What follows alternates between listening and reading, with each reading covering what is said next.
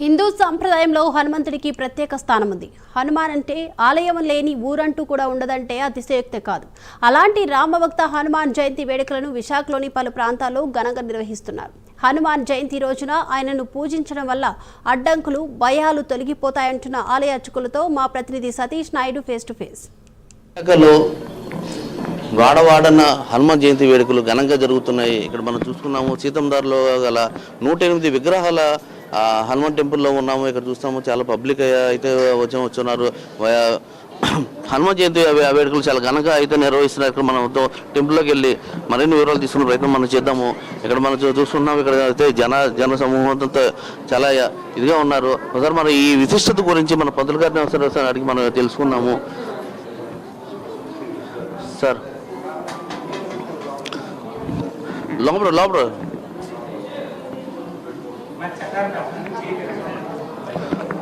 ఇక్కడికి వచ్చాము. ఇక్కడ ఆలయ ధర్మకర్త రాజుగారు ఉన్నారు. సార్ రాజుగారు చెప్పండి, హనుమ జయంతి వేడుకలు ఏ విధంగా చేస్తున్నారు? ఇక్కడ మనం విశాఖలో చూసుకుంటే 108 అడుగుల అత్యంత పెద్ద విగ్రహం ఇదే, దానికి మీరు ధర్మకర్తగా ఉన్నారు. ఇక్కడ ఎలా చేస్తున్నారు? భక్తులందరికీ హనుమ జయంతి శుభాకాంక్షలు అండి. సీతందార్లో 108 అడుగుల ఆంజనేయ స్వామి విగ్రహం దగ్గర ఉన్నాం మనం. ఇది మన ఆంధ్రప్రదేశ్లోనే అతిపెద్ద విగ్రహం అండి. 2021లో ప్రారంభించాము.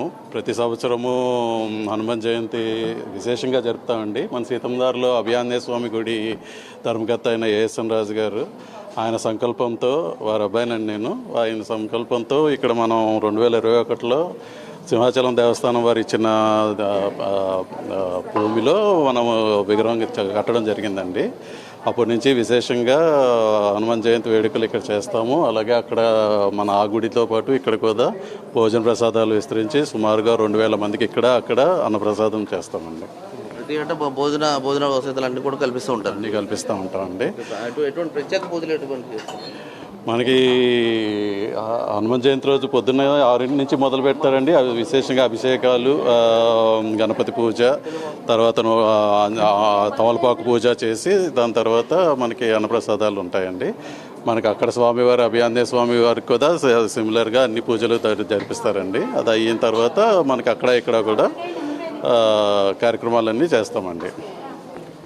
మన ప్రధానంగా చూసుకుంటే హనుమాన్ టెంపుల్ లేని వాడ ఉండదు, ఊరు ఉండదు అనేసి ఒకటి అంటారు.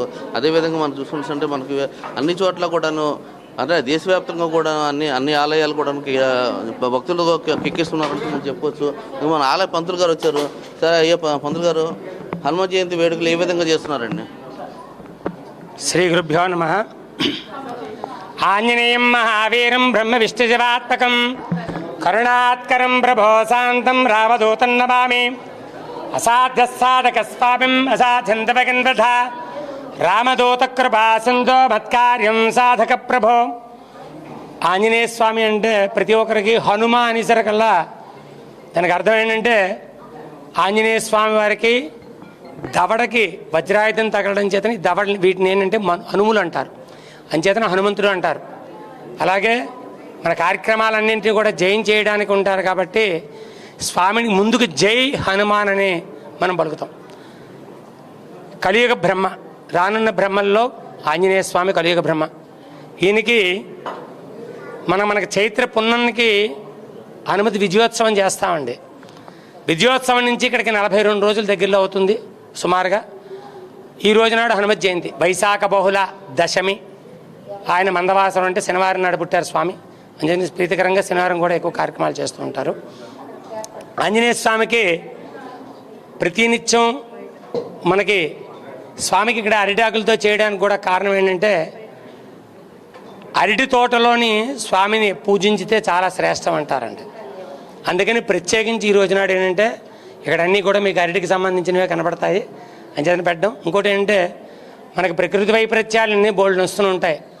అలా కాకుండా మన చుట్టుపక్కల ఉన్న వాటిని కూడా మనం రక్షించుకుందుకని ఈ పచ్చదనాన్ని మనం పెట్టి మన దేశాన్ని మనం బాగుండడానికని చెప్పేసి ఇంత పచ్చదనంగా తయారు చేయడం జరిగింది. అలాగే ఈరోజు ఆంజనేయ స్వామి పుట్టినరోజు, అంటే రుద్రాంశ సంభూతుడు అంటారు. మీకు దీనికి చిన్న ఇతిహాసం ఉంటుంది, సమయం ఉంటే చెప్పచ్చు. స్వామి ఈశ్వరుడు, పార్వతీదేవి వనంలో తిరుగుతున్నప్పుడు అక్కడ కోతులన్నీ కూడా విచ్చలవిడిగా తిరుగుతున్నాయటండి.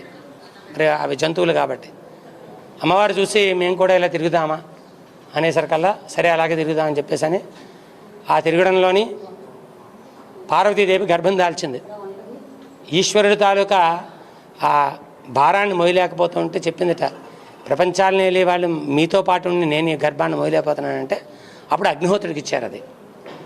ఆయన గర్వంతో ఏంటంటే నేను పట్టుకోలేకపోతాను అనుకున్నాడు, కానీ పట్టుకోలేకపోయాడు. తర్వాత స్వామి నేను కూడా కాయలేకపోతున్నానంటే అప్పుడు వాయుదేవుడిని చెప్పాడన్నమాట, వాయువుతో నువ్వు పట్టుకొని. అప్పుడు ఈశ్వరుని వేడుకున్నట్ట, తండ్రి నువ్వు సాయం చేస్తేనే కానీ నేను పట్టుకోలేనని. అందుకని ఆయన పట్టుకున్నాడు. ఆయన పట్టుకున్నప్పుడు అంజనాదేవి ఈశ్వరుడి గురించి తపస్సు చేస్తే నా అంశతో ఒక కుమారుడు కలుగుతాడని చెప్పాడు. దాని ప్రకారం ఆయన కేసరికి అనుమతితో, అంటే కేసరి ఆయన అంజనాదేవి భర్త, ఆయన అనుమతితో రుద్రాంశ సంభూతుడిగా అంజనాదేవి గర్భంలో ప్రవేశించి స్వామివారు జననం జరిగింది.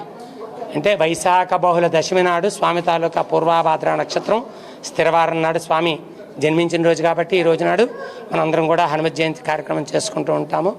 భక్తులకి సీతారామచంద్ర దేవత సంపూర్ణ కటాక్షం, అలాగే ఆంజనేయ స్వామి వారి తాలూకా కటాక్షం ఉండాలని కోరుకుంటూ జై శ్రీరామ్. అది ఆలయ విశిష్టత గురించి ధర్మగతి చెప్పారు. అదే హనుమత్ జయంతి యొక్క విశిష్టత గురించి మన పురోహితులు కూడా మనకు చెప్పారు.